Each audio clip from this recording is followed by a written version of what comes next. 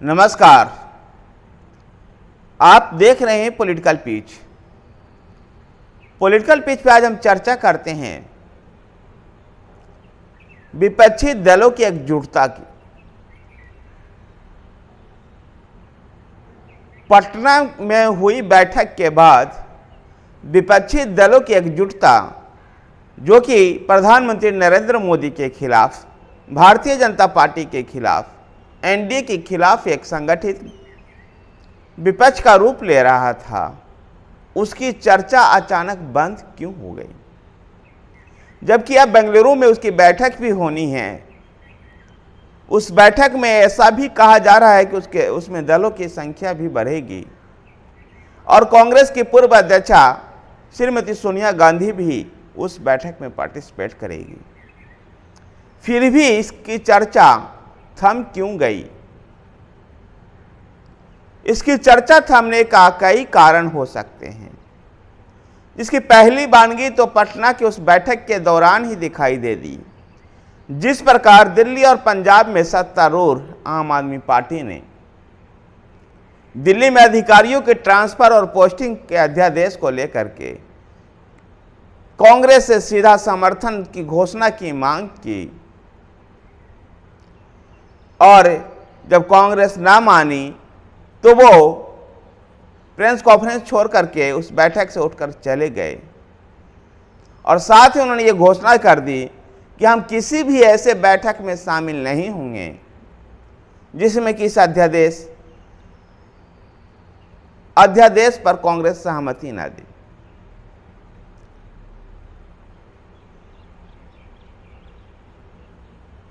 बातें केवल आम आदमी पार्टी तक ही सीमित नहीं थी। महाराष्ट्र में जिस प्रकार का राजनीतिक खेला हुआ कि शिवसेना के बाद एनसीपी का एक धारा टूट करके बीजेपी के साथ चला गया, और एक धारा ही नहीं कह सकते हैं बल्कि संपूर्ण पार्टी ही टूट करके भारतीय जनता पार्टी के साथ जाकर के एकनाथ शिंदे मंत्रिमंडल में शामिल हुआ। ऐसे में विपक्ष के बड़े अहम नेता शरद पवार कमजोर होते हुए प्रतीत हुए।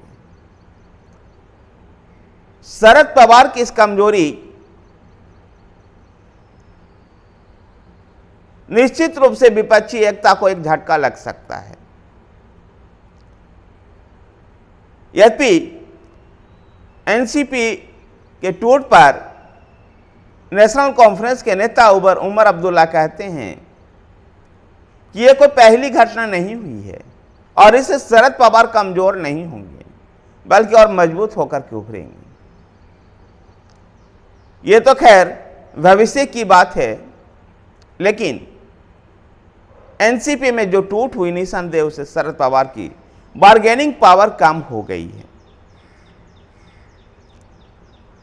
बातें पश्चिम बंगाल में भी उलझता हुआ दिखाई दिया कि पटना की बैठक से जाने के बाद ही बंगाल में हो रहे ग्राम पंचायत के चुनावों में, पंचायत के जो त्रिस्तरीय चुनाव थे, उस चुनाव में तृणमूल कांग्रेस के साथ दौदे हाथे करते हुए नजर आई कांग्रेस और लेफ्ट पार्टियां।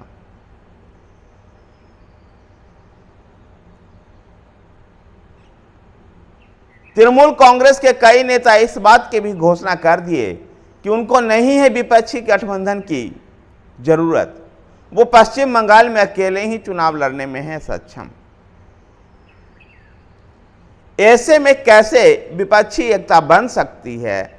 और विपक्षी एकता की चर्चाओं ने, इन सब स्थितियों ने इसको बंद किया। तो दूसरी तरफ और स्थितियां थी, देश का अधिकांश हिस्से, देश का उत्तरी हिस्सा बाढ़ के चपेट में था। तो चंद्रयान मिशन के लॉन्चिंग ने भी विपक्षी एकता की चर्चा से वंचित रखा। चर्चा वंचित रखने का एक बड़ा कारण इस विपक्षी एकता को इस स्तर तक पहुंचाने वाले नीतीश कुमार भी रहे। जिस प्रकार से बिहार के मुख्यमंत्री नीतीश कुमार के प्रयत्नों के बाद पटना में विपक्षी एकता की पहली बैठक हुई। उससे एक उम्मीद बढ़ी थी, लेकिन बिहार की राजनीतिक गतिविधियों ने भी इसकी चर्चाओं को थाम दिया। बिहार में जिस प्रकार से महागठबंधन की सरकार चल रही है और लैंड फॉर जॉब्स केस जो खुला, उस केस में लालू परिवार के ऊपर जो चार्जशीट फाइल हुई, इससे नीतीश कुमार असहज महसूस कर रहे हैं। और जेडीयू आरजेडीयू के बीच में, जेडीयू आरजेडीयू के नेताओं के बीच में जिस प्रकार से